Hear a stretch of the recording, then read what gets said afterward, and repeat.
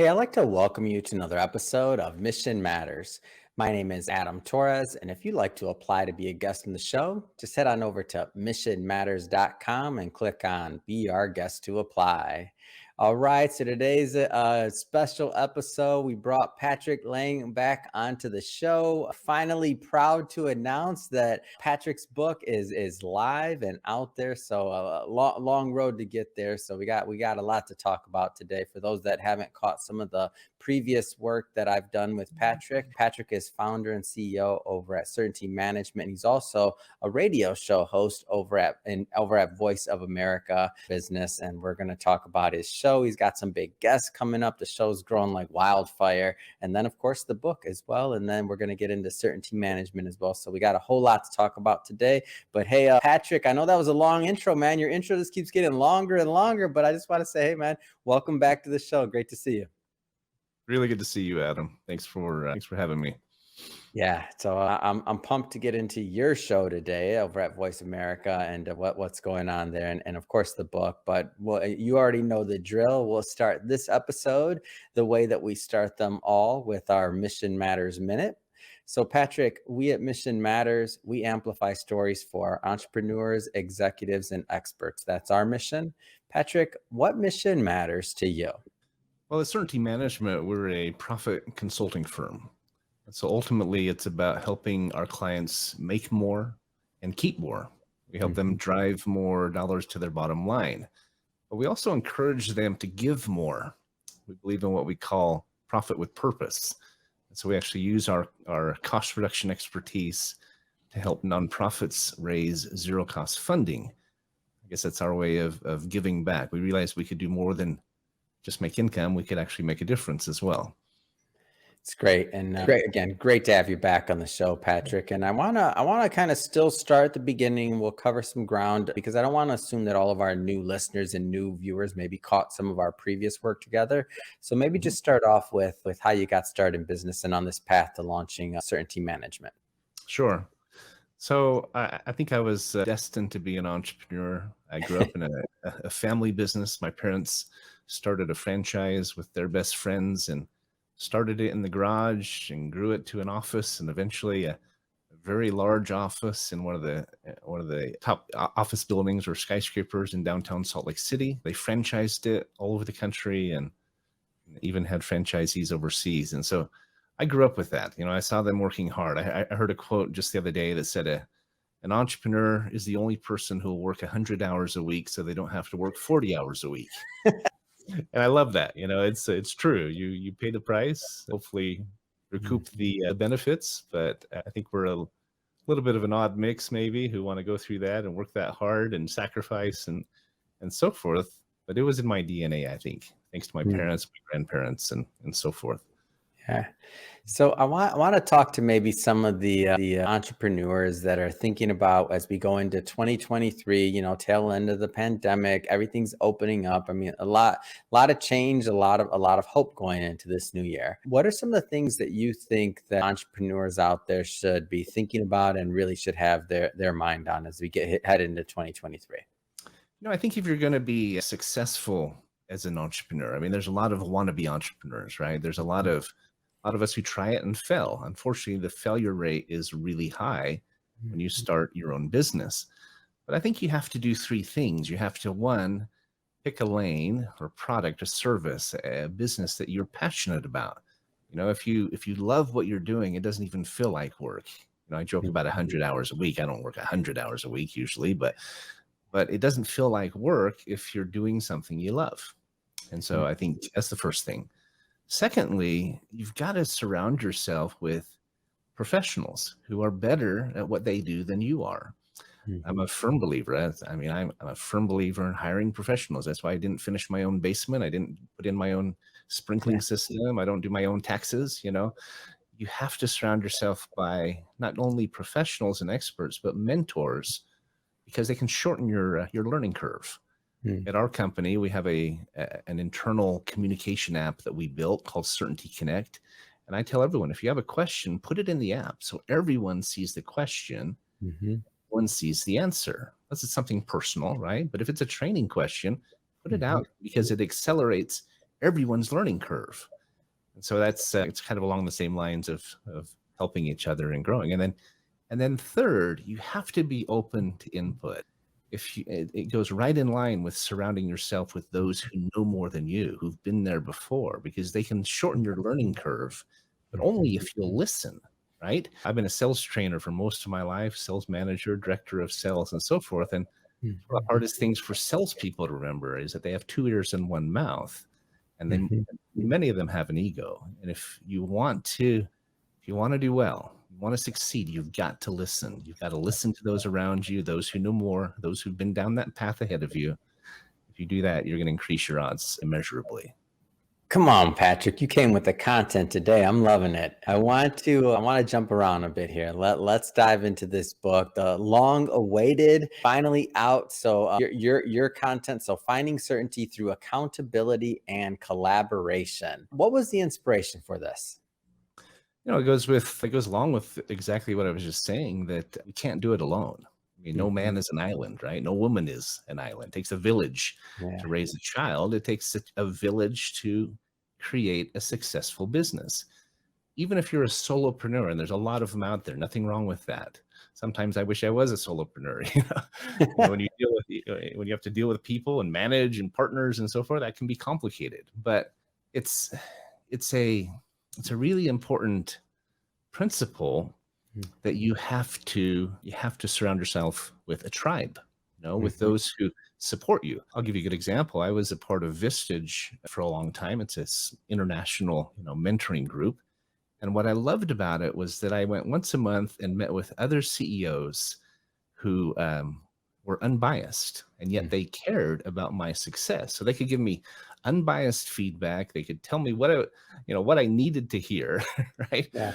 And they had decades and decades of success, but they really helped me in getting better at what I did. Sometimes we're too close to it, right? And we're in the mix of it. We're in the trenches, and so having that feedback, that honest feedback, especially from those who mentors or coaches or whatever who are unbiased but care, or they're being paid to help you, one of the two, they hopefully they care as well, but they can make a really great difference, an enormous difference, and can accelerate your learning curve and get you there faster. Why make the same mistakes that others have made if you don't have to, right? That's why we should be reading books from experts in the field. We should be, watching YouTube videos, going to workshops, seminars, because they can accelerate our path. And that is it's a big piece of it. But if we don't listen to them, we're never going to get there.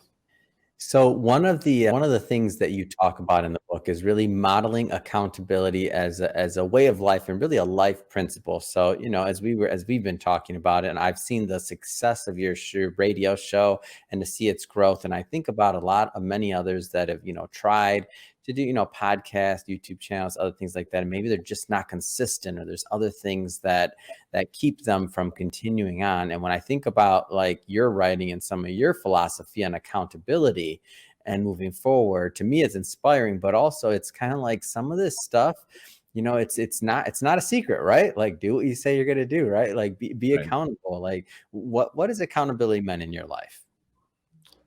I've never claimed to have all the answers. And I've had some really phenomenal mentors. I put a whole list of people I acknowledged in the book that I'm grateful to for the lessons that I've learned from them. Some of the very best examples were some of the most talented, accomplished, wealthy people that I know. And yet they were also, in many cases, not always, but in many cases, and I would even say in most cases, they were also the most humble and teachable people I've met.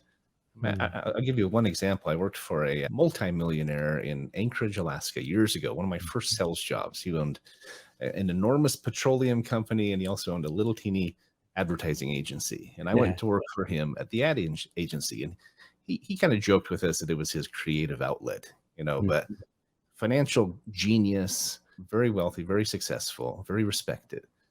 But he was open to input, and he had an open door policy. He constantly told us, if you see anything you think I could be doing better, we could be doing better, I want to hear it. And that was a great lesson for me that, I learned at a very young age. But always try to remember that. I don't do it perfectly, but that's a big piece of it. Like I said, having you Yeah. got two ears and one mouth. Too Mhm. often, especially as you grow in business, you get more successful. Maybe you start making money finally, and so far, Mhm. the ego grows with it, right? And you think you know everything.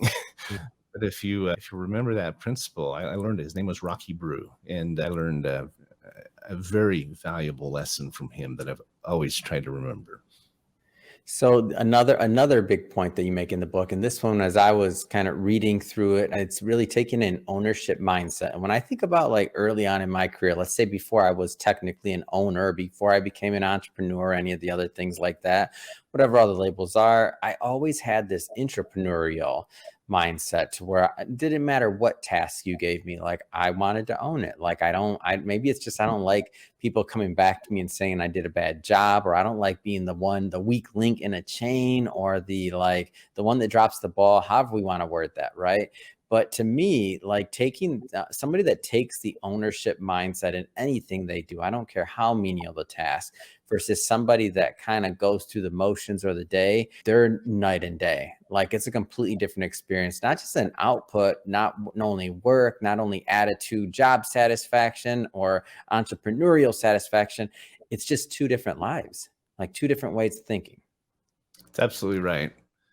I worked for a company several years ago in Portland, Oregon, a company named Mhm. Leaf Guard Northwest. And when I came in, they hired me as the manager wanted to hire me as the sales manager or director of sales. But I said, Mhm. would you consider just hiring me as a salesperson first? Put me in the field. Let me kind of come in incognito and fly under the radar and learn the job and earn my stripes. I Mhm. knew if he had guys who'd been there for 10, 15, 20 years on the Yeah. sales team. And if he had brought me in from the outside, it would have been a hard uphill battle. But Mm. I said, let me go out and sell first because I'd never done what they did. They were in the remodeling industry. It wasn't my background. And anyway, within 2 months, I was the top rep. Within 6 months, I was number Wow. one in the country. He then promoted me, and it was a really easy transition because they were already coming to me saying, "What are you doing? How can you go on a ride along with me?" Mhm. We took that company from 3.5 million a year to 7.5 million to 15.8 million, Wow. 20 million in about a 3 year period. We jumped from 3.5 million to 20 million a year, and the number one Amazing. office in the country out of 65 offices. Mm. I say all that to say this. We did it primarily by getting every person in that company, in that Mhm. office, to have this ownership mindset.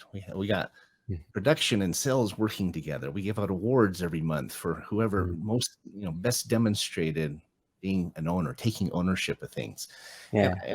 I believe not only does it work, not only does it definitely increases production, and we Mhm. saw it. I've seen it happen more than once in my life. This is just one good example, but I believe that when employees or team members catch that vision and they start to Mm. apply it through your example and delegation and encouragement, they love their job. They come Mhm.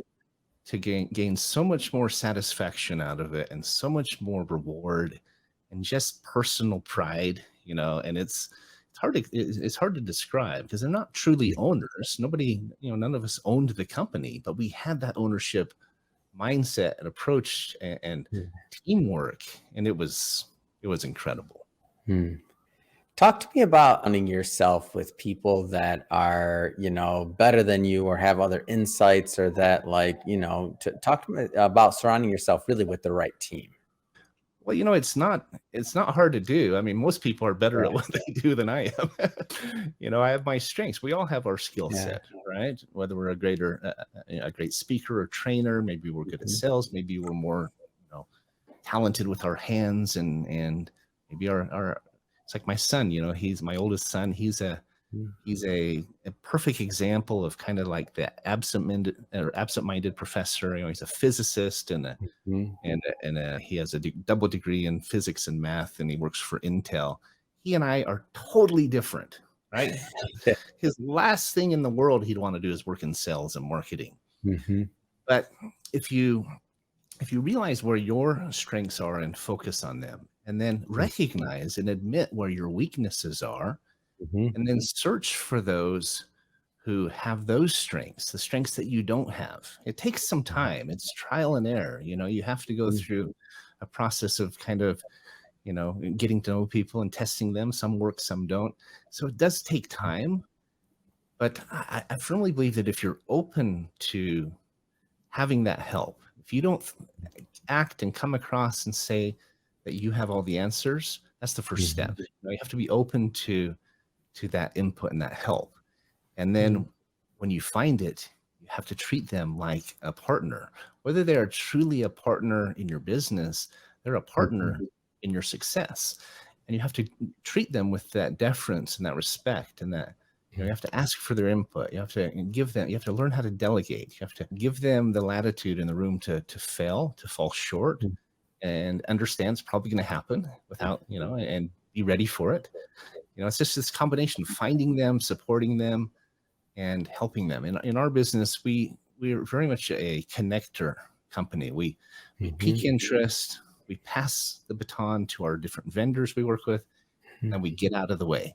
I say PPG, peak, pass, Yeah. and get out of the way, right? We got to Yeah. do the same thing with the experts in our lives. Mhm. We work with them, we pass the baton to them, and get the heck out of their way. Yeah. And don't try to micromanage them, right? When you micromanage people, and you don't give them the room to succeed or to fail, or sending the message that you don't trust them, you don't Yeah. respect them, and it'll actually create resistance and maybe even some resentment, and Mhm. you just can't go there. It's a recipe for disaster rather than a recipe for success. So, Patrick, I think that's a great transition. Let's get into certainty management with some of the time we have here today. So, you mentioned a little bit, but I want to go further. So, tell us a Sure. little bit more about what the company does. So at our heart, we're a cost reduction firm. Is where we Mhm. started. We've expanded over the years. We refer to ourselves as an efficiency firm or a Mm. profit consulting firm. We do that in a number of different ways. It's all about helping our clients make more and keep more income, drive more dollars to their bottom line. We encourage them to give more as well. I'm a firm believer that if you're not giving back in some way, you're missing the point. You're not taking advantage of the opportunity to Mm. put a dent in the universe, right? To make a difference and leave a legacy. I think you shortchange yourself. Karma is a real thing. They say you put it out there, it's going to come back to you tenfold. I firmly believe that. And if you don't understand that and don't remember that as a business owner, you're so busy focused on your business, you don't have time to serve or to give Mhm. back. I think you're actually like I said, shortchanging yourself or cutting yourself off at the knees. So Mhm. so we're an efficiency firm. We help our clients put dollars back on their bottom line. We do this in a number of different ways. We teach what we call a smart profit approach. The SMART is an acronym. It stands for safety and security.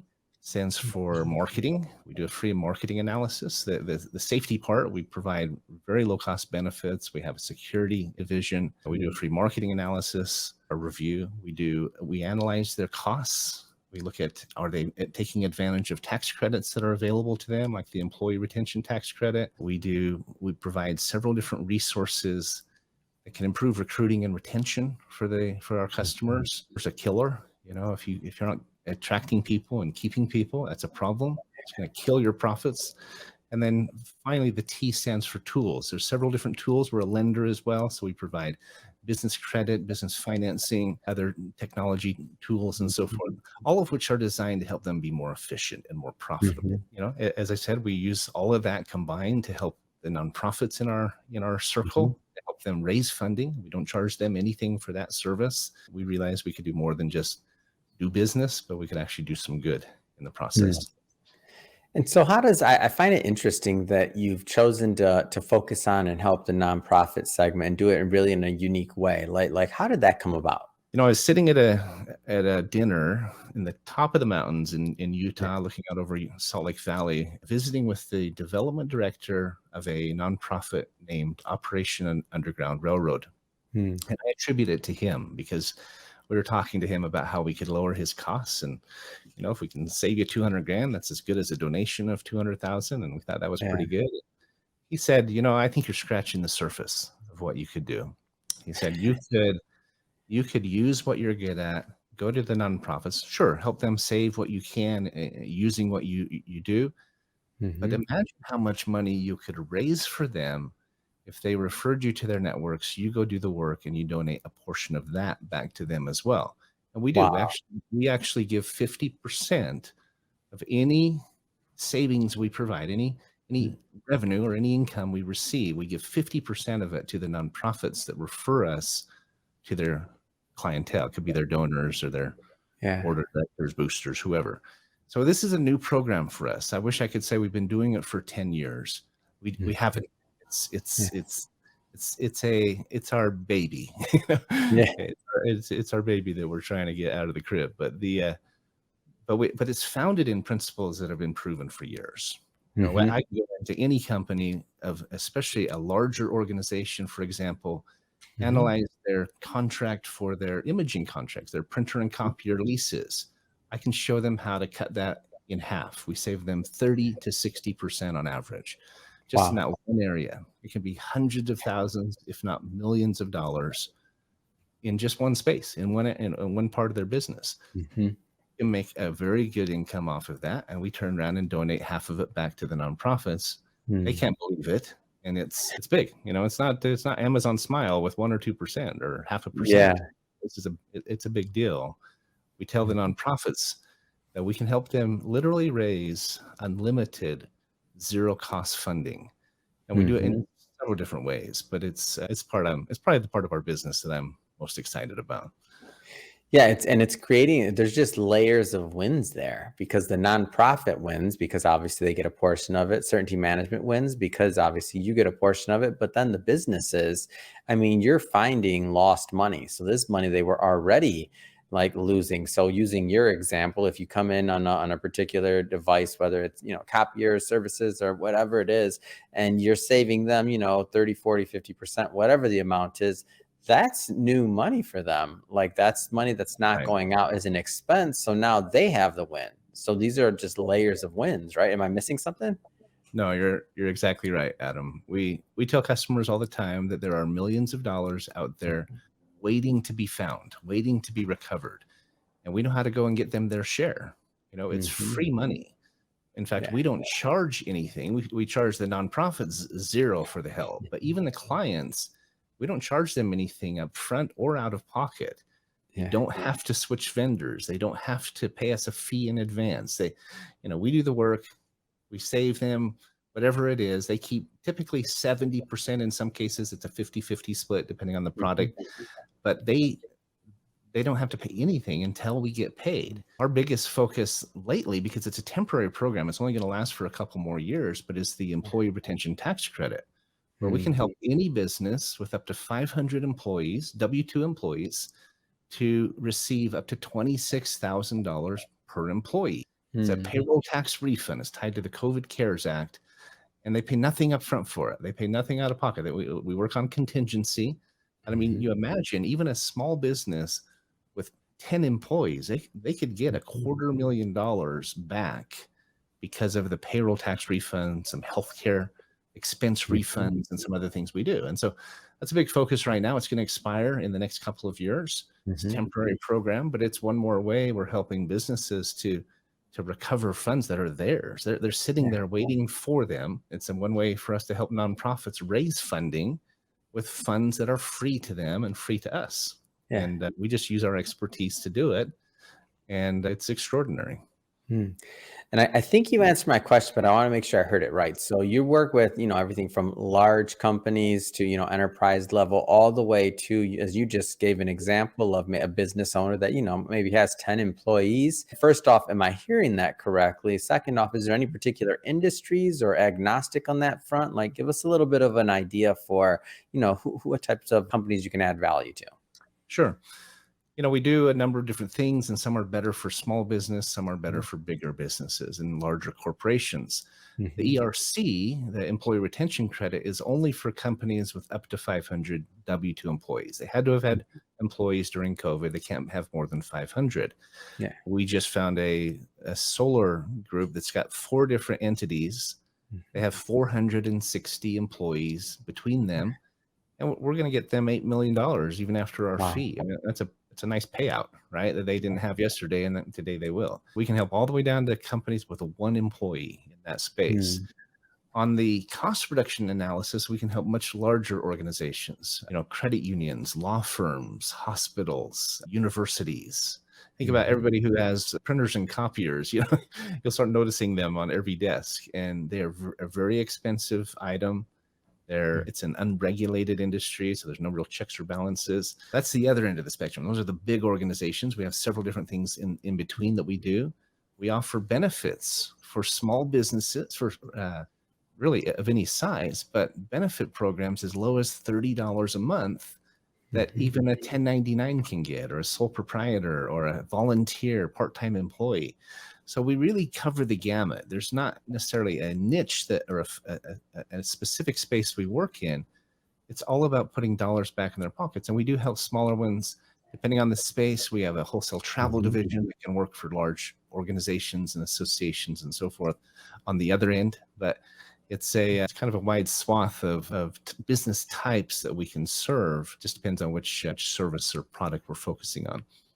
So switching it up a bit here, Patrick, I also need to spend some time on your show. I mean, how many episodes are in? So your radio show on Voice America, how many episodes in are you at? So you and I, the last interview we did, I was just starting. I think it was the Yeah, I next week. remember. That's why I'm like, it's My growing, first your show. episode. And so it's been about 6 months. I was invited to start a show on Voice America after being a guest on one, and they loved our model. They said, Mhm, "What would you talk about?" And I said, "I believe we need to focus on the fact that businesses need to evolve. They need to consider new relationships, new technologies, new approaches." That was the first mhm, part.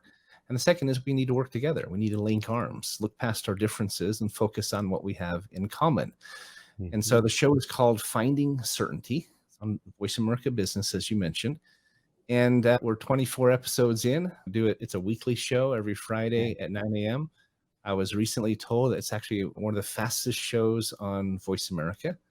If you go to voiceamerica.com, my picture is the first one. Our banner is right on Amazing. their main page. So I'm pretty happy about that. I'm having a blast. I mean, it's just an interview show. We have some big guests coming up, and you were actually one of the flagship guests, if you'll Come on. remember, several Oh, years yeah. ago, No, I several months know. I'm ago. I'm excited, and I mean, I know you got it, and you care about the show, you care about the questions, the guests, you make them feel great, you create great content, ask thoughtful questions. So to me, I just know it's gonna continue to be successful and continue to grow, and the audience is gonna continue to grow larger than it already is. And it does not surprise me to hear that your banner and you're number one on the site right now in terms of like the promo, and that they're putting their horses behind you and putting that backing behind you in promo and otherwise, because you deserve it and you're out there working and you're also in the business community actually doing. So I feel like all of those things are a recipe for success.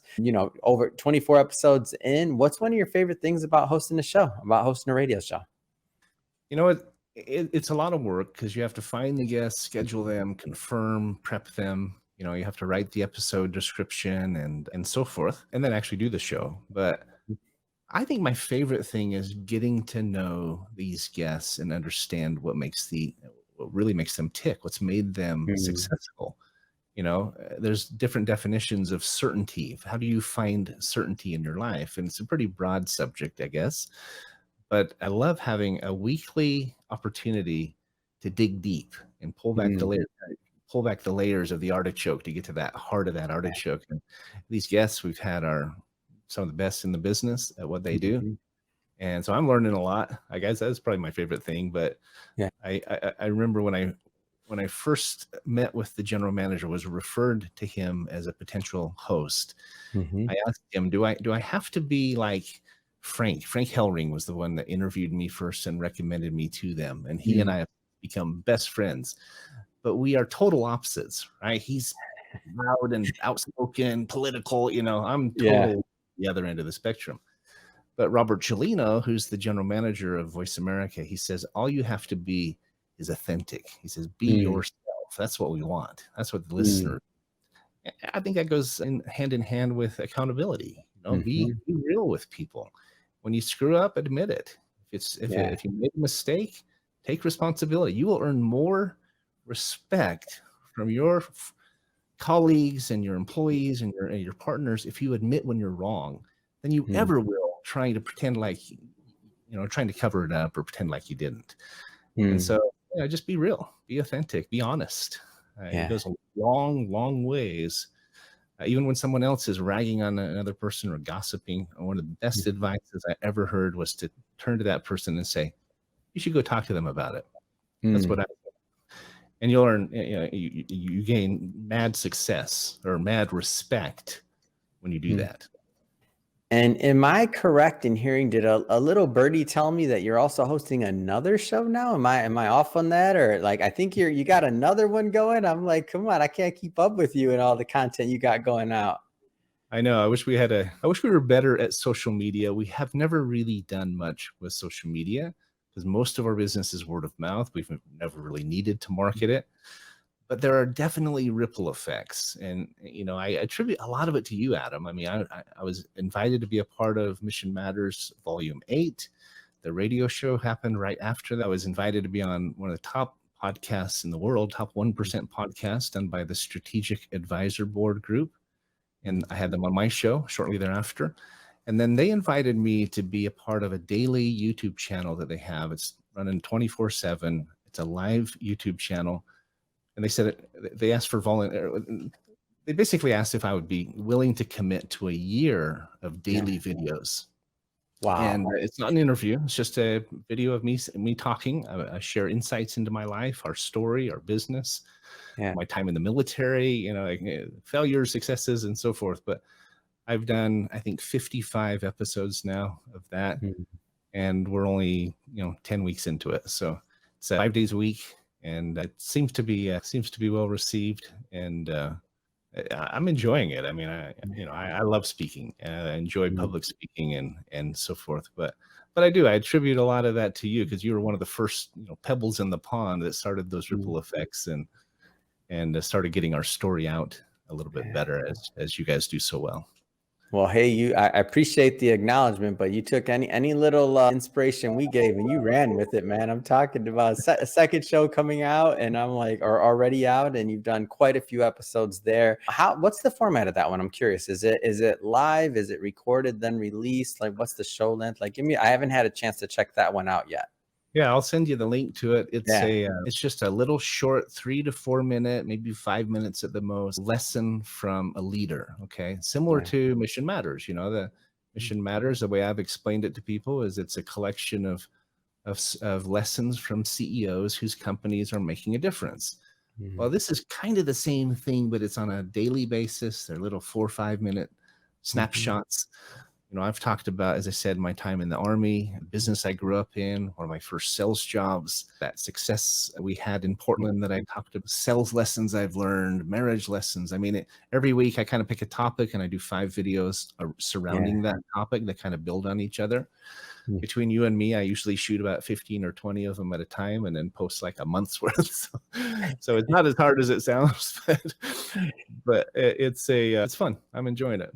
Ah, amazing. Well, Patrick, I just have to say, I'm excited to continue to watch your career flourish, not just in business, but I mean, in the content you're creating. Of course, business side of that, you've been doing that a long time and you're helping a lot of businesses and business owners and entrepreneurs out there. Also, your baby, as you call it, program where you're helping nonprofits. I just think it's definitely cutting edge, and you're taking it a step further in terms of what can be done in the nonprofit space by creating those three wins: the win for the nonprofit, the win obviously for the business, certainty management, then also the businesses you're helping by finding them, money that's already there, that's lost money, that's money that's on the table that they don't even know yet. So you're creating a lot of wins there. Just have to ask, I mean, what's next for you? We're going to 2023. What's next? What's next for you? What's next for the businesses? Part of what we do to help our businesses find more certainty is Yeah. we are a lender. We provide business capital, supply chain funding, and Mhm. business credit and the likes. One of my partners, Brian Pointer, is one of the finest lenders in the country, and he really spearheads that for us. But we're getting into that more and more. We're getting opportunities to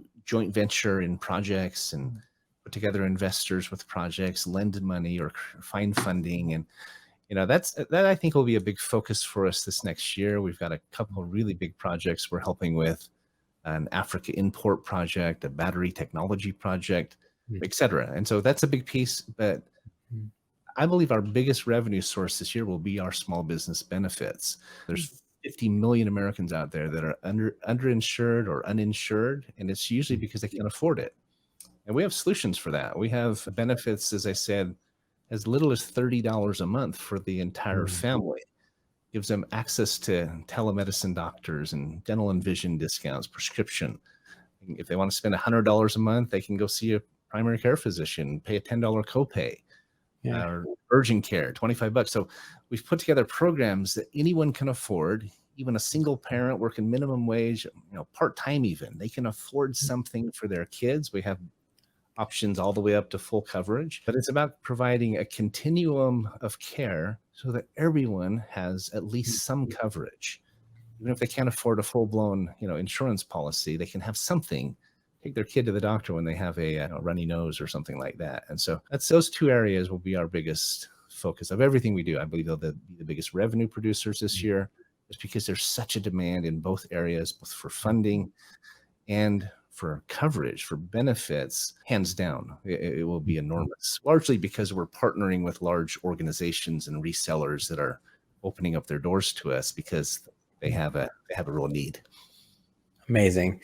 And if somebody wants to connect and follow up and follow your journey, listen to the show, obviously connect with Certainty Management and your team there, I mean, what's the best way for them to do that?